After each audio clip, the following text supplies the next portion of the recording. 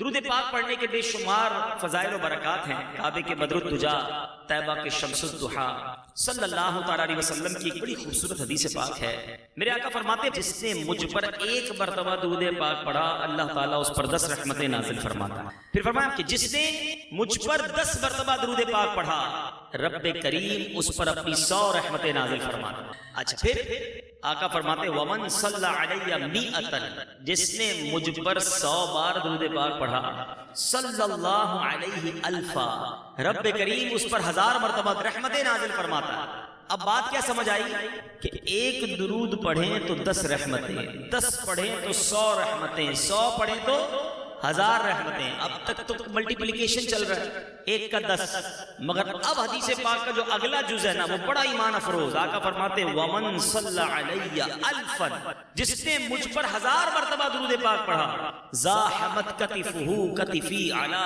باب الجنہ، آقا کہتے ہیں جنت کے دروازے پر اس کا کاندھا میرے کاندھے سے ٹچ ہو رہا ہوگا۔ ذرا غور کیجئے، کاندھے سے کاندھا صف میں ہم اعلان کرتے ہیں کہ صفیں درست کر لیجئے، کاندھے سے کاندھا ملا لیجئے، اس کا مطلب کیا ہے کہ جس کا کاندھا کسی کے کاندھے سے ٹچ ہو رہا ہے بالکل برابر میں اسی کے کھڑا ہے۔ یعنی گویا آقا یہ بشارت سنا رہے ہیں کہ جو 1000 بار درود پاک پڑھ لے، نبی پاک فرماتے ہیں جنت کے دروازے پر اس کا کاندھا میرے کاندھے سے چھو رہا ہوگا۔ کتنی دیر لگتی ہے 1000 بار درود پڑھنے میں؟ فضول باتوں کے لیے بڑا ٹائم ہے، موبائل فون کے لیے ہمارے پاس گھنٹوں ہیں، اگر وقت نکالیں اور درود پڑھنا شروع کر دیں تو نہ جانے کتنے درود ہم پڑھ سکتے ہیں۔ آئیے محبت کے ساتھ نیت بھی کریں کہ انشاءاللہ آئندہ کثرت سے درود پڑھیں گے، اور یہ بھی نیت کریں کہ انشاءاللہ اب روزانہ کم از کم 313 مرتبہ درود پاک پڑھیں گے۔ محبت کے ساتھ بآواز بلند درود پاک پڑھ لیں۔ صلو علی الحبیب صلی اللہ تعالی علی محمد صلی اللہ علیہ وسلم۔ آج کس موضوع پر ہم نے مدنی پھول لینے ہیں؟ سبحان اللہ، نبی پاک علیہ السلام کی ذات بابرکت ذات ہے۔ میرے آقا علیہ السلام کے فضائل و برکات کا کیا کہنا، آقا کے کمالات کا کیا کہنا۔ نبی پاک تو خود سرتاپا با کمال ہیں۔ اعلیٰ حضرت امام اہل سنت لکھتے ہیں نا، سرتابا قدم ہے تنے سلطان زمن پھول، سرتابا قدم ہے تنے سلطان زمن پھول، دن کا بھی ہمارے تو ہلائے نہیں ہلتا، آقا تم چاہو تو ہو جائے ابھی کوہ مہن پھول۔ نبی پاک علیہ السلام وہ عظیم ہستی ہیں، یاد رہے میٹھے میٹھے اسلامی بھائیو، ہر نبی کو رب عز و جل نے معجزہ عطا فرمایا، اور میرے آقا وہ ہیں کہ جن کو تمام انبیاء کے معجزات کا مجموعہ، کم و بیش 1,24,000 پیغمبر آئے نا، تو گویا 1,24,000 کم و بیش انبیاء کو جتنے معجزات رب نے دیے، نبی پاک علیہ السلام کو ان تمام کے معجزات کا مجموعہ ٹوٹل عطا فرمایا۔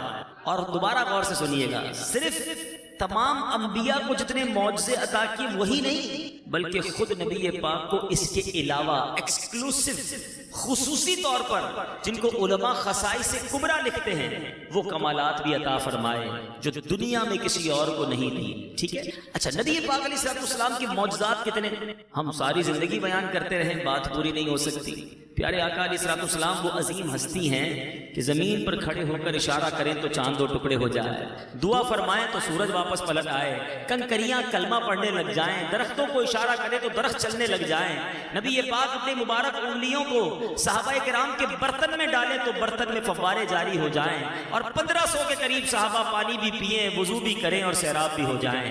تو کس کس کمال کی بات کی جائے، کس کس معجزے کی بات کی جائے۔ لیکن میرے بیچ اسلامی بھائیوں جو بڑی خوبصورت بات علماء نے تحریر کی اپنی کتابوں میں، اور بڑی امپورٹنٹ بات ہے، وہ یہ ہے کہ نبی پاک علیہ السلام کو اللہ عز و جل نے جتنے معجزات سے نوازا وہ بے شمار ہیں، لیکن یہ سارے معجزات سوائے 2 معجزات کے یہ نبی پاک کے کیلیبر اور مرتبے کے مطابق نہیں ہے۔ یعنی کوئی شخص کوئی بڑا اسپیشل کام کر کے آئے، بڑا کمال کا کام کر کے آئے، اور کوئی کہے یار اس نے بڑا کمال کا کام کیا ہے، تو دوسرا کہے کہ بھائی یہ اتنا قابل آدمی ہے کہ اس کے لیے بڑی معمولی سی بات ہے، اس کے تو بائیں ہاتھ کا کھیل ہے۔ ہم کہتے ہیں نا کبھی کہ اس کے لیے کوئی بڑا کام نہیں ہے یہ۔ نبی پاک جو رب کے حبیب ہیں، یاد رکھیے جتنے یہ معجزات میں نے بیان کیے، پتھر کو کلمہ پڑھا دینا، سورج کو دعا کر کے پلٹا دینا، چاند کو 2 ٹکڑے کر دینا، ٹوٹی پنڈلیاں جوڑ دینا، آنکھ باہر آئے تو نبی پاک لعاب دہن لگائیں، حضرت ابو قتادہ کی آنکھ لگائیں تو حضرت ابو قتادہ کہیں پہلی آنکھ سے زیادہ یہ والی آنکھ دیکھنے لگ گئی ہے۔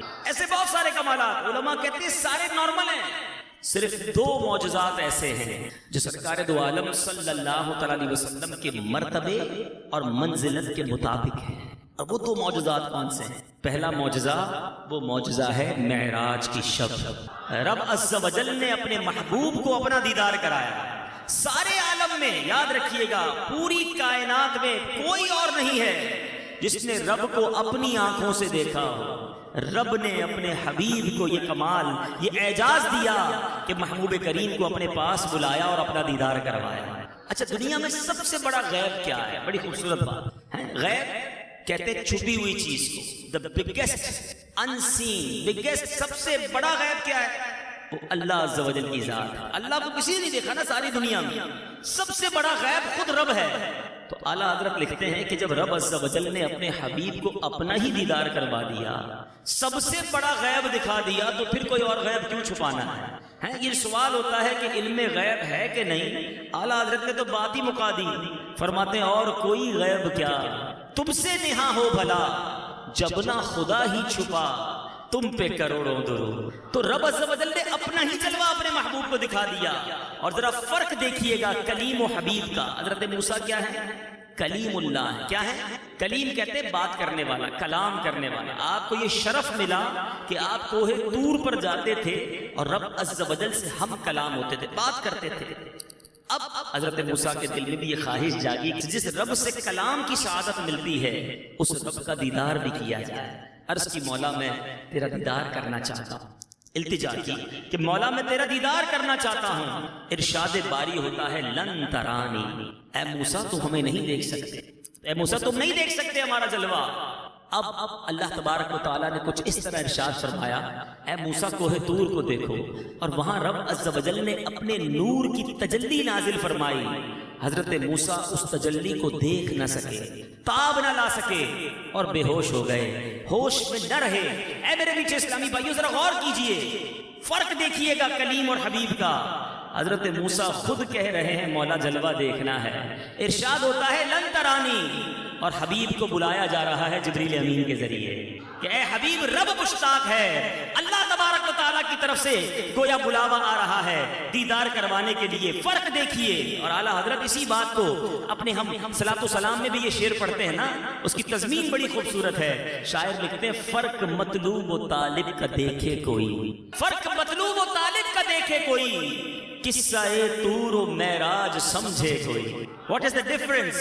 قصہ طور و معراج سمجھے کوئی، کوئی بے ہوش جلووں میں گم ہے کوئی۔ حضرت موسیٰ تو بے ہوش ہے نا، کوئی بے ہوش جلووں میں گم ہے کوئی، کس کو دیکھا یہ موسیٰ سے پوچھے کوئی، آنکھ والوں کی ہمت پہ لاکھوں سلام۔ تو نبی پاک علیہ السلام کو معراج کی شب یہ اعزاز دیا گیا جو کسی اور کو زمانے میں نہیں ملا، کہ رب عز و جل نے اپنا دیدار کروایا۔ اور کس شان سے بلایا؟ جنتی سواری براق بھی آتی ہے، جبریل امین بھی آتے ہیں، نبی پاک سے بارگاہ میں التجا کرتے ہیں اور بلایا جاتا ہے۔ اعلیٰ حضرت اپنے ایک اور شعر میں لکھتے ہیں نا، تبارک اللہ شان تیری تجھی کو زیبا ہے بے نیازی، کہیں تو وہ جوش لن ترانی، کہیں تقاضے وصال کے تھے، کہ کہیں تو منع کیا جا رہا ہے اور کہیں خود بلایا جا رہا ہے۔ اے میرے میٹھے اسلامی بھائیوں، امام عشق و محبت اعلیٰ حضرت اسی سفر معراج کی بات کرتے ہوئے چاند سے بڑی پیاری بات کرتے ہیں، فرماتے ہیں چاند تو بڑا خوبصورت ہے مگر تیرے چہرے پر ایک داغ بھی ہے۔ آپ نے بھی دیکھا ہوگا چاند جب چودھری کا چاند ہو تو اس پہ ایک داغ ہوتا ہے جو اس کی خوبصورتی میں تھوڑا سا یوں سمجھو سے متاثر کرتا ہے۔ اعلیٰ حضرت کہتے ہیں چاند تجھ سے غلطی ہو گئی، نبی پاک معراج کی رات تیرے پاس سے ہی تو گزرے تھے، آسمانوں پر آئے تھے نا، تیرے پاس ہی سے تو گزرے تھے، تھوڑی سی نبی پاک کے قدموں سے لگی ہوئی خاک اٹھا کر اپنے چہرے پر مل لیتا تیرے داغ بھی دھل جاتے ہیں۔ ابھی تو میں نے اس شعر کا مطلب بتایا، اب شعر کو سنو تو ایمان تازہ ہو جائے گا۔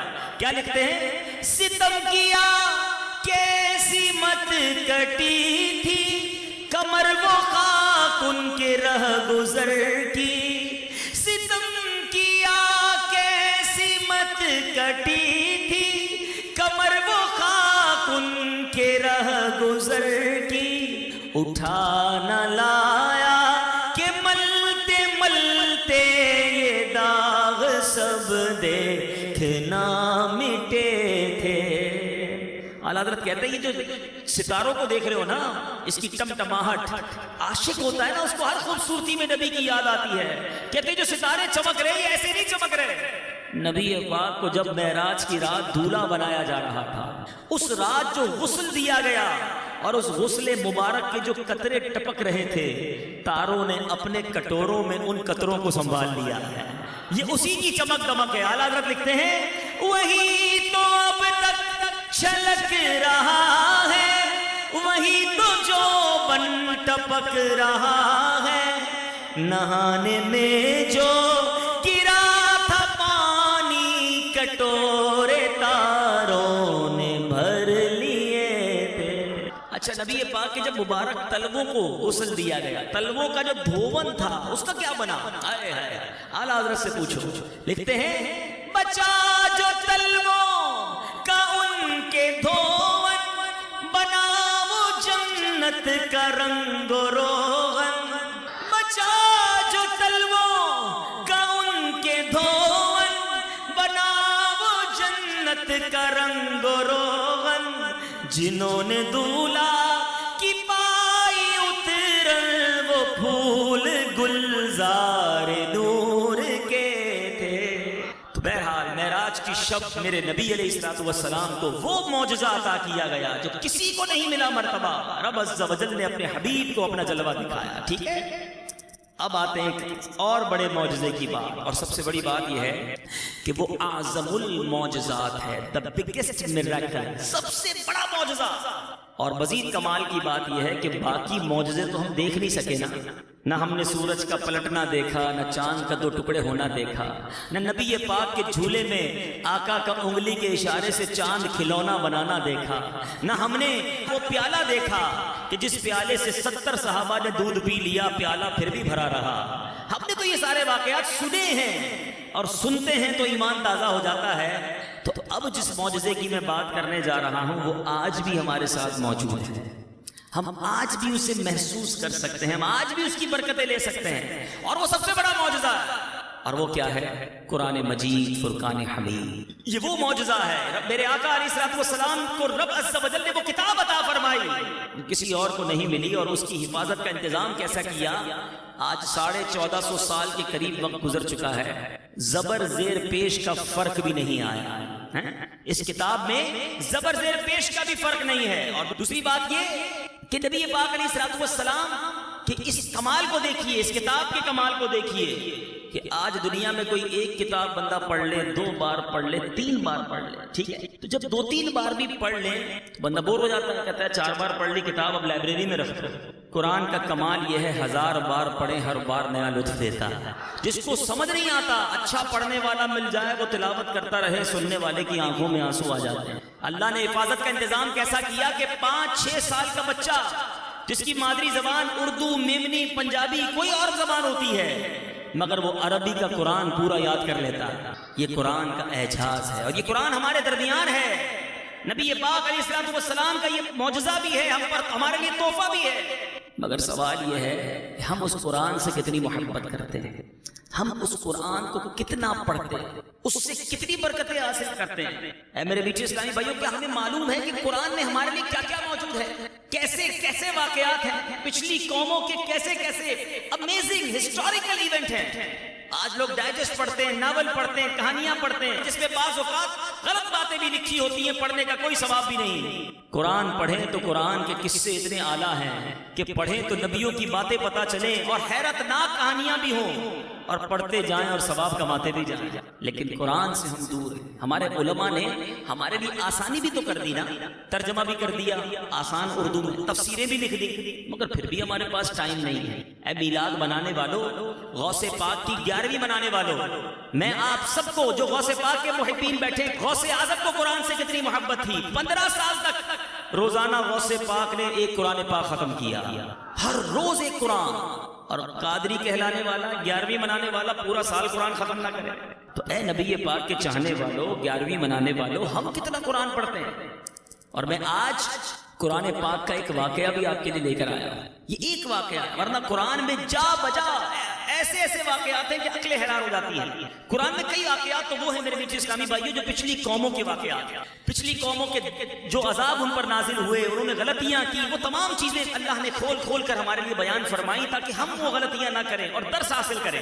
لیکن آج جس واقعے کو میں نے آپ کو سنانا ہے, یہ ایک واقعہ ایسا ہے جو ہوا تو پہلے ہے لیکن اس کا ایک بہت بڑا تعلق ہمارے مستقبل سے بھی ہے. یعنی ایک واقعہ ہونا بھی باقی ہے, قرآن جس کے بارے میں بتاتا ہے. اور یہ سورہ کہف, یہ سورہ کہف ہر جمعے کو پڑھنی چاہیے. جو ہر جمعے کو سورہ کہف پڑھے اگلے جمعے تک اس کے لیے روشن نور لکھ دیا جاتا ہے, پھر بھی نہیں پڑھتے. اچھا سورہ کہف میں ہے کیا؟ کہف کہتے ہیں غار کو, تو غار والوں کا اس میں واقعہ ہے جو اصحاب کہف کہلائے. اور اس صورت میں صرف اصحاب کہف کا واقعہ ہی نہیں, بڑا امیزنگ, بڑا عجیب و غریب واقعہ ہے اصحاب کہف کا. اس کے بعد دوسرا واقعہ حضرت خضر علیہ السلام اور حضرت موسیٰ علیہ نبینا علیہ السلام کے درمیان ملاقات کا واقعہ بھی ہے. وہ بھی بڑی عجیب و غریب ملاقات ہے, اس کے بارے میں بھی بڑے پیارے پیارے مدنی پھول قرآن کے ذریعے ملتے ہیں. اور اسی سورہ کہف میں ایک تیسرا واقعہ جو آج میں نے بیان کرنا ہے وہ حضرت ذوالقرنین اور یاجوج ماجوج کے درمیان جو واقعہ ہوا تھا, یہ بھی اسی سورت کے اندر موجود ہے. اب ذرا دیکھیں, ایک سورت ہے اور کتنے عجیب و غریب واقعات ہیں, پھر کیوں نہ قرآن پڑھیں. اتنی دلچسپ واقعات ہیں کہ پڑھے تو عقل حیران ہو جاتی ہے کہ قرآن میں رب نے ہمارے لیے کیا کچھ لکھا ہے. مگر آج ہم سے کھلاڑیوں کے نام پوچھ لیں, کھلاڑیوں کے ریکارڈ پوچھ لیں, فلمی اداکاروں کے نام پوچھ لیں, نہیں پتا تو انبیاء, صحابہ اور اولیاء کے بارے میں نہیں پتا. یہ ہماری کتنی بڑی غلطی ہے. یہ بڑے جو ہیں ان کی بھی غلطی ہے کہ انہوں نے بچوں کی کیا تربیت کی. بہرحال میرے میٹھے اسلامی بھائیوں, آج اس واقعے کو سننا ہے حضرت ذوالقرنین. حضرت ذوالقرنین کون تھے؟ پہلے تو یہ سمجھتے ہیں کہ حضرت ذوالقرنین کا نام سکندر ہے اور حضرت خضر علیہ السلام کے یہ خالہ زاد بھائی ہے. حضرت خضر علیہ السلام ان کے وزیر اور جنگلوں میں علم بردار رہے ہیں. یہ حضرت سام بن نوح علیہ السلام کی اولاد میں سے ہیں اور ایک بڑھیا کے اکلوتے فرزند تھے.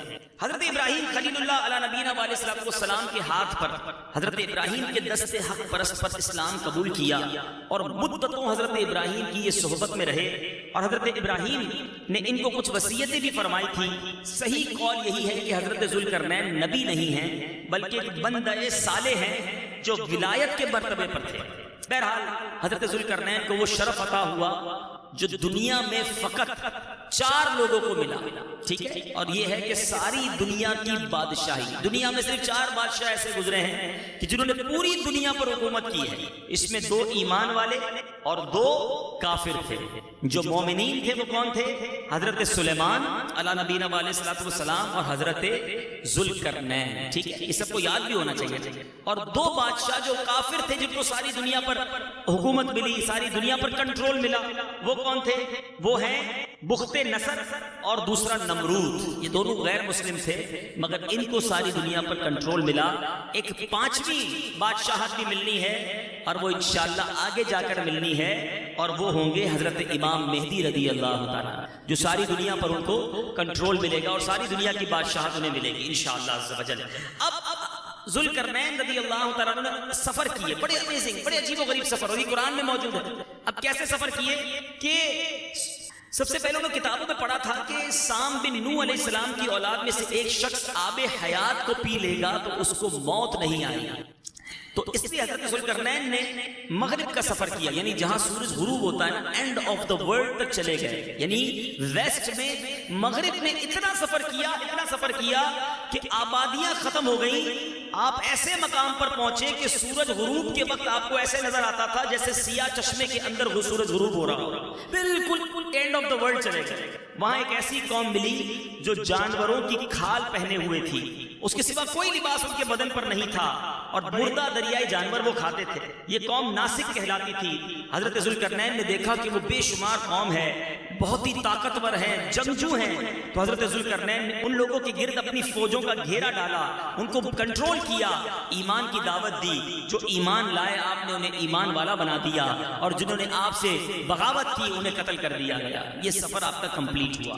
اس کے بعد آپ نے مشرق کا سفر کیا, پہلے مغرب تک چلے گئے. اب جہاں سورج طلوع ہوتا, اب بالکل زمین کے اس کونے پر پہنچ گئے کہ وہاں جا کر آپ نے دیکھا کہ سورج جو ہے بالکل آپ کے سامنے نکل رہا ہے، اور اب وہاں بھی کچھ لوگ ملے جو غاروں میں رہتے تھے، آپ میں سے کئی لوگ اس میں آپ پر ایمان بھی لائے، آپ کے ساتھ اچھا سلوک کیا، جو نہیں مانے، جو کفر پر رہے، انہیں تہو تیغ کر دیا گیا۔ یہ 2 سفر تو ہو گئے، اب تیسرا سفر، اب آپ نے شمال نارتھ کی طرف سفر کیا، اور یہاں تک کہ 2 پہاڑوں کے درمیان سدین یہ ایک جگہ ہے، وہاں تک پہنچ گئے۔ تو وہاں کی آبادی عجیب و غریب تھی، ان لوگوں کے ساتھ اشاروں سے بڑی مشکل سے بات کی جا سکتی تھی۔ ان لوگوں نے حضرت ذوالقرنین سے یاجوج ماجوج کی شکایت کی۔ اب یہ تو محققین بتائیں گے، لیکن اگر غور کریں دنیا کے نقشے پر، ٹھیک ہے، تو مغرب کی انتہا کہاں ہے؟ ویسٹ کی انتہا، یہ امریکہ کا جو اینڈ ہے کیلیفورنیا جس کو کہہ لیں، یہ کینیڈا کا شہر کیلگری کہہ لیں، یہ وہ اینڈ ہے جہاں سورج جو ہے وہاں جا کر غروب ہوتا ہے، سب سے آخر میں سورج وہاں غروب ہوتا ہے۔ مشرق کی اگر ابتدا کی طرف چلے جائیں کہ جہاں سے سورج نکلتا ہے، آسٹریلیا اور آگے جائیں تو فجی آئی لینڈ، اور اس طرح جا کر یہ مشرق کی ابتدا ہوتی ہے۔ بات آگے بڑھانے سے پہلے اچھی خبر یہ دوں کہ فجی جو دنیا کے مشرق کا کونا ہے اور کیلیفورنیا جو دنیا کے مغرب کا کونا ہے، دونوں جگہ پر دعوت اسلامی کے مدنی کاموں کی دھومیں ہیں الحمدللہ، دونوں جگہ مدنی قافلے پہ الحمدللہ، یہاں سے پاکستان سے بھی مبلغین نے سفر کیا۔ اب شمال اگر نقشے میں دنیا کے دیکھیں تو انٹارکٹیکا یا وہ جگہ جہاں برف بہت زیادہ ہوتی ہے، اب شاید یہ وہی مقام ہے، اللہ بہتر جانتا ہے، لیکن کمال یہ ہے کہ اب وہاں کی قوم نے جب آپ سے کہا کہ یاجوج ماجوج ہمیں بڑا تنگ کرتے ہیں، بڑی جنگجو قوم ہے، وحشی لوگ ہیں، آپ ہماری مدد کیجئے۔ اب میرے میٹھے اسلامی بھائیوں، ان کے بارے میں ذرا سنیں یہ کیسا گروہ تھا۔ یہ یافس بن نوح علیہ السلام کی اولاد میں سے ایک فسادی گروہ ہے، اور ان لوگوں کی تعداد بہت ہی زیادہ ہے۔ یہ قرآنی تفسیر قرآن سے آپ کو واقعہ سنا رہا ہوں، اور یہ لوگ بلا کے جنگجو، وحشی اور جنگلی ہیں، بالکل جانوروں کی طرح رہتے ہیں۔ موسم ربیع میں یہ لوگ اپنے غاروں سے نکل کر تمام کھیتیاں اور سبزیاں کھا جاتے ہیں بہار کے موسم میں، اور خشک چیزوں کو لاد کر لے جاتے تھے۔ آدمیوں اور جنگلوں، جنگلی جانوروں، یہاں تک کہ سانپ، بچھو، گرگٹ، ہر چھوٹے بڑے جانور کو کھا جاتے تھے۔ حضرت ذوالقرنین سے لوگوں نے فریاد کی کہ حضور ہمیں بچائیں، یہ تو فصل بھی کھا جاتے ہیں، جانور بھی کھا جاتے ہیں، بچتا ہی کچھ نہیں ہے۔ تو اب آپ نے کہا کہ لوگوں نے کہا ہم سے کچھ پیسے لے لیں لیکن ہماری مدد کریں۔ آپ نے کہا اللہ نے مجھے بڑا مال دیا ہے، اب تم جسمانی محنت سے میری مدد کرو۔ اب دنیا کی ایک عجیب و غریب دیوار قائم کی گئی، یہ قرآن میں موجود ہے، جس کو سد سکندری کہا گیا۔ سد کہتے ہیں دیوار کو، سد سکندری، حضرت سکندر، کیونکہ ذوالقرنین رضی اللہ تعالیٰ کا نام سکندر بھی تھا۔ اب یہ دیوار بنی کیسے، ذرا غور سے سنیے گا۔ آپ نے کیا کیا؟ دونوں پہاڑوں کے درمیان آپ نے بنیاد کھدوائی، جب پانی نکل آیا، اتنا کھدوایا کہ پانی نکل آیا، تو پھر آپ نے پگھلائے تانبے کے گارے سے اس پر پتھر جمائے، لوہے کے تختے نیچے اوپر چن کر ان کے درمیان لکڑی اور کوئلہ بھروا دیا اور اس میں آگ لگوا دی۔ اس طرح یہ پہاڑ کی بلندی تک دیوار بنائی گئی، اور ان دونوں پہاڑوں کے درمیان کوئی جگہ نہ چھوڑی گئی۔ پھر پگھلایا ہوا تانبا دیوار میں پلا دیا گیا، تو یہ سب ملا کر ایک کانکریٹ نہایت مضبوط دیوار بن گئی۔ اس طرف یاجوج ماجوج رہ گئے، اس طرف یہ قوم تھی، اور اب یہ قوم سکون کے ساتھ رہنے لگی۔ اے میرے میٹھے اسلامی بھائیوں، قرآن مجید فرقان حمید میں یہ واقعہ بڑی تفصیل سے سورہ کہف کے اندر موجود ہے، لیکن اب جو میں نے بات بیان کے شروع میں کہی تھی کہ یہ واقعہ تو ہو چکا، مگر اسی واقعے کی ایک کڑی باقی ہے جو قیامت سے پہلے ہونی ہے۔ یہ بڑی اہم بات ہے۔ یاجوج ماجوج ختم نہیں ہو گئے، یہ قوم آج بھی ہے، کہاں ہے رب جانے۔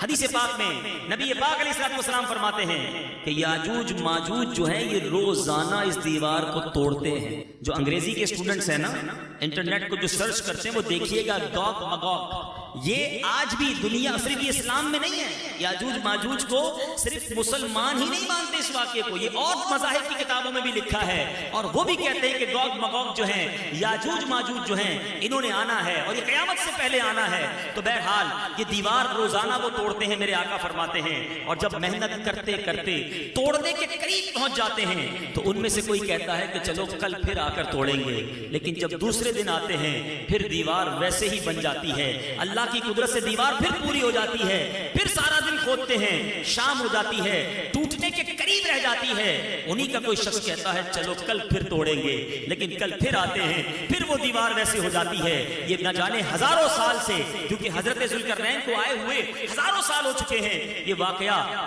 کب روزانہ یہ محنت جاری ہے، مگر نبی پاک فرماتے ہیں، حدیث کا مضمون ہے، اس دیوار کے ٹوٹنے کا وقت آئے گا، اس دیوار کے جب ٹوٹنے کا وقت آئے گا تو ان میں سے پھر کوئی کہے گا کہ چلو انشاءاللہ کل اس دیوار کو توڑ ڈالیں گے۔ نبی پاک فرماتے ہیں انشاءاللہ کہنے کی برکت سے یہ ثمرہ ملے گا کہ دوسرے دن دیوار ٹوٹ جائے گی۔ یہ بات یہاں روک کر مدنی پھول کیا ملا کہ کسی کام کو پورا کرنا ہے تو انشاءاللہ ساتھ کہا کریں۔ میں ایک بار جہاز میں تھا، تھوڑے دنوں پہلے کی بات ہے، تو صاحب کوئی تھے ساتھ بیٹھے تھے، جہاز اڑنے والا تھا، تو شاید اپنے گھر والوں کو کہہ رہے تھے کہ میں 5 بجے پہنچ جاؤں گا۔ میں نے کہا یار ساتھ انشاءاللہ، ہم یہ کیوں کہیں کہ میں یہ کر لوں گا، میں پہنچ جاؤں گا، میرا کام ہو جائے گا؟ نہیں، اللہ کے نام کو شامل کرو تو برکت سے پورا ہو جائے گا۔ میں کر لوں گا، میری حیثیت کیا ہے؟ رب کی رحمت شامل ہوگی تو ہو جائے گا۔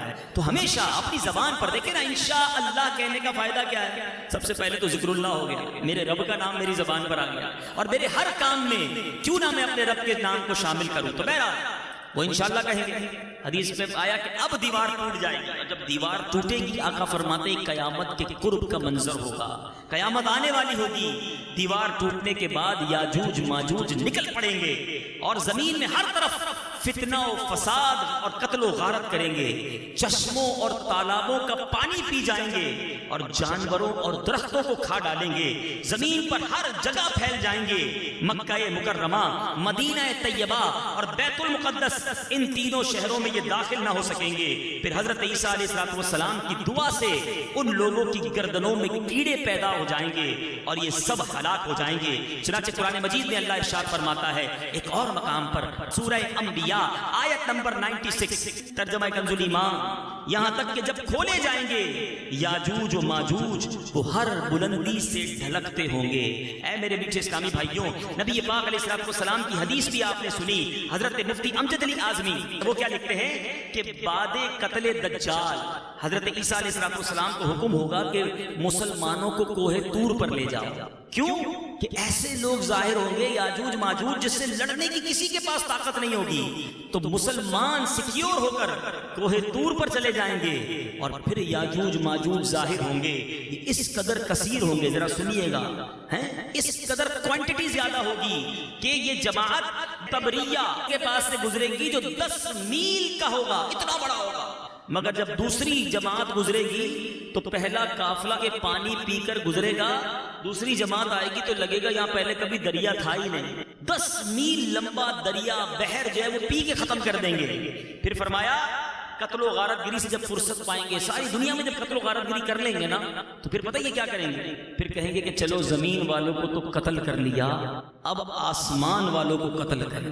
یہ کہہ کر اپنے تیر آسمان کی طرف پھینکیں گے۔ خدا کی قدرت کے اوپر سے جو تیر واپس آئیں گے نا وہ خون والے آئیں گے، یہ انہی اپنی حرکتوں میں مشغول ہوں گے، اور وہاں حضرت عیسیٰ علیہ السلام پہاڑوں پر محصور ہوں گے، یہاں تک کہ ان کے نزدیک گائے کے سر کی وہ بقعت ہوگی جو آج تمہارے نزدیک 100 اشرفیوں کی نہیں۔ اس وقت حضرت عیسیٰ علیہ السلام اپنے ہمراہیوں کے ہمراہ دعا کریں گے، اللہ تعالیٰ یاجوج ماجوج جو ہوں گے ان کی گردنوں میں کیڑے پیدا کر دے گا، ایک دم وہ سب کے سب مر جائیں گے۔ ان کے مرنے کے بعد جب حضرت عیسیٰ علیہ السلام پہاڑوں سے اتریں گے، دیکھیں گے کہ تمام زمین اتنے لوگ ہوں گے کہ پوری زمین ان کی لاشوں سے اور بدبو سے بھری پڑی ہے، ایک بالشت زمین بھی خالی نہیں ہوگی۔ اس وقت حضرت عیسیٰ علیہ السلام اللہ کی بارگاہ میں پھر دعا کریں گے، اللہ تعالیٰ ایک قسم کے پرندوں کو بھیجے گا، وہ ان کی لاشوں کو جہاں اللہ چاہے گا اٹھا کر پھینک آئیں گے۔ ان کے تیر کمان اور ترکش، ذرا غور کیجئے گا، جو تیر کمان